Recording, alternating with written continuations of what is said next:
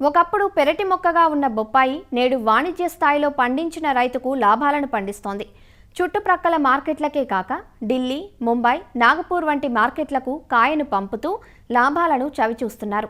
అయితే అంతటా విస్తారంగా సాగవుతున్న తైవాన్ రకం వైరస్ తెగుళ్లకు త్వరగా లొంగిపోతుండటంతో రైతులు ప్రత్యామ్నాయ రకాలను అన్వేషిస్తున్నారు. నిజామాబాద్ జిల్లా ఆలూరుకు చెందిన ఓ రైతు కో-15 రకం సాగు చేసి మంచి లాభాలను గడిస్తున్నారు. బొప్పాయిలో అంతర పంటగా బంతిని సైతం సాగు చేసి సిరులను సొంతం చేసుకుంటున్నారు. కాలానికి తగ్గట్టుగా పంటలు పండిస్తూ మార్కెటింగ్పై అవగాహన కలిగి ఉంటే సాగులో నష్టాలు ఉండవంటున్న ఆ రైతు అనుభవాలను చూసేద్దాం రండి.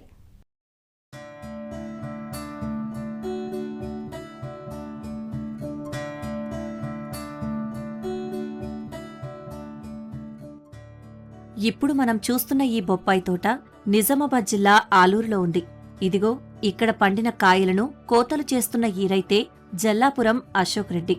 మొత్తం 18 ఎకరాల సేద్యం.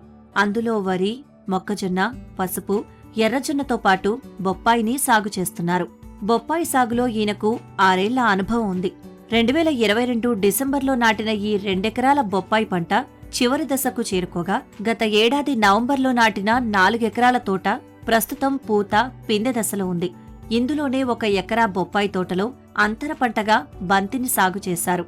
తైవాన్ రెడ్ లేడీ 786 రకానికి వైరస్ తెగుళ్ల బెడద ఎక్కువగా ఉండడంతో కో-15 రకాన్ని సాగుకు ఎంచుకున్నారు.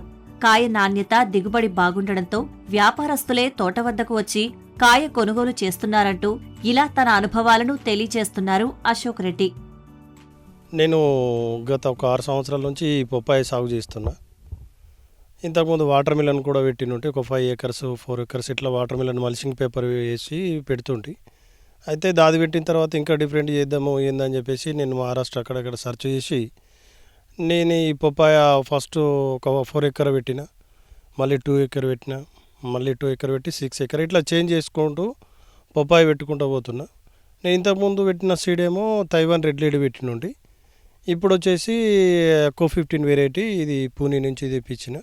ఇది ఒక మొక్క వచ్చేసి 14 రూపాయలు 50 పైసలు. ఇది పంట బాగుంది. దీంట్లో అంతర పంటగా కూడా స్టార్టింగ్ నుంచి ఒకసారి వాటర్ మిలన్ పెట్టాను, ఒకసారి సోయా పెట్టాను సైడ్లో, ఈసారి బంతి పెట్టిన. 6000 మొక్కలు తీసుకొచ్చి పెట్టిన. ఇది చిత్తూరు డిస్ట్రిక్ట్ మదనపల్లి నుంచి తెప్పించినట్టు రేటు బాగానే కలిసి వచ్చింది. టోటల్ ఈ 4 ఎకర్ది ఇప్పుడు ఫ్లవరింగ్. ఈ 2 ఎకర్ మనం వెనుక చూసేదేమో 2 ఎకర్ ఏమో ఇది 15 మంత్స్ 15 నెలలు అవుతుంది.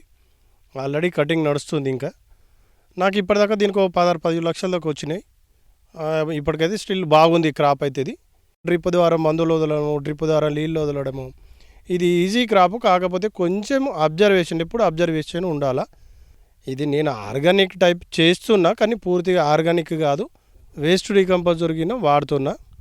20 రూపీస్ ఉంటుంది. ఆ బాటిల్ కలిపేసి ఒక 2 kg బెల్లం వారం 10 రోజులు డ్రమ్ములు వేసి 200 లీటర్ల వాటర్లో వేసి ఓ ప్రొద్దున సాయంత్రం తిప్పుతుంటే ఒక వారం 10 రోజులకు అది వేస్ట్ డీకంపోజర్ తయారవుతుంది. దాన్ని మనం మొక్కల మీద స్ప్రే చేసినా చేసుకోవచ్చు, కింద డ్రిప్పులో వదులుకోవచ్చు. అది ఎక్సలెంట్. ఎందుకంటే లోపల ఎర్రలు అనేటివి మన ఎర్రలు అనేటివి వస్తాయి. దాంతో చీడపీడలు అనేది కంట్రోల్ అవుతుంది. మన భూమి ఎంత లూజ్ ఉంటేనే అంత వైరస్ అనేది కంట్రోల్. గోమూత్రము, సల్ల, పెరుగుతుని డిఫరెంట్గా కొడతాం. బాగానే ఫ్రూట్ మాత్రం సూపర్ సైజ్ వచ్చింది, బాగా స్వీట్ ఉంది. ఇంట్లో సీడ్ కూడా ఉంది. కొన్నిట్లలో సీడ్ ఉండదు, ఇత్తులు లేకపోతే టేస్ట్ ఉండదు అని అంటారు. ఇది ఫుల్ సీడ్ ఉంది, ఇంట్లో బాగానే ఉన్నది. అయితే ఈ పప్పాయి అనేది మార్కెటింగ్ మాత్రం నేను చేసేది మొత్తం నాకు నాగ్పూర్, ఢిల్లీ ఇట్లా పోతుంది. ఇక్కడ నాందేడ దగ్గర మాలేగావ్ అని అక్కడి నుంచి వ్యాపారస్తులు వస్తారు. వాళ్ళే లారీ, పేపర్, లేబర్స్ పంపిస్తారు. అది మనము వాళ్ళు వచ్చి కటింగ్ చేసుకుంటారు, పేపర్ ప్యాకింగ్ చేసుకుంటారు, ధర్మా కట్ వేసేసి ఎన్ని టన్నులు అయితే అన్ని టన్నులకు డబ్బులు కొట్టేశారు. అది పెద్ద ఎత్తున పోతుంది. మామూలుగా ఏంటంటే లోకల్గా కూడా మన దగ్గర నిజామాబాద్ నుంచి, ఆర్మూర్ నుంచి, బైన్సన్ నుంచి, బోధన్ నుంచి వస్తారు. ఇది ఫ్రూట్ మాత్రం ఆగది. ఇది 3 మంత్స్కు ఫ్లవర్కి వస్తుంది. 7 నెలలకు ఫస్ట్ కటింగ్కి వస్తే ఇంచుమించు మనం ఇంకొక 18 నెలల దాకా ఉంచుకోవచ్చు. ఇప్పుడు 2 ఇయర్స్ దాకా చూద్దామని అనుకుంటున్నా. 2 ఇయర్స్ దాకా వచ్చేటట్లే ఉంది. ఈసారి అయితే ఈ క్రాప్ అయితే నాకు అట్లా ఉంది. 2 ఇయర్స్ వస్తుంది. కాకపోతే రెగ్యులర్గా మందులు అవి ఇవి వదులు పెట్టాలా. ఈసారి నాకు బాగా రేటు కలిసి వచ్చింది. 15 రూపాయల నుంచి 28 రూపాయలు కలిసి వచ్చింది. రొటీన్గా కాకుండా డిఫరెంట్గా మనము వరి వేసి 50,000 60,000 ఆ ఖర్చులు పోను అవంతా ఇబ్బందులు అవుతున్నాయి. ఇది ఏందని చెప్పేసి దీన్ని ఫాలో అవుతున్నా. నాకు బాగా అనిపించింది. ఈ యువకులు కొత్త వ్యవసాయం చేసేటోళ్ళు మాత్రం ఇస్తుంటే డిఫరెంట్ క్రాపులు ఈ క్రాప్ కాగా ఇంకా వేరే వేరే డిఫరెంట్ క్రాప్లలోకి వెళ్ళి చేసుకుంటే లాభదాయకంగా ఉంటుంది. మొదటి దఫా నాటిన తోట 8 మాసాలకు అంటే గత సంవత్సరం జులై నుంచి కోతలనిస్తోంది. వరుసల మధ్య 8 అడుగులు, మొక్కల మధ్య 5.5 అడుగుల ఎడంతో ఎకరాకు 1000 మొక్కల చొప్పున నాటారు. నీరు, పోషకాలను డ్రిప్ ద్వారా అందిస్తున్నారు. సమయానుకూలంగా పోషకాలను అందిస్తూ సస్యరక్షణ కోసం సేంద్రియ పద్ధతులను అవలంబిస్తున్నారు. ఇప్పటికీ ఎకరాకు 70 టన్నుల కాయ దిగుబడి రాగా సరాసరిన టన్నుకు 15,000 రూపాయల ధర దక్కింది. అంటే ఎకరాకు 10,50,000 ఆదాయమన్నమాట.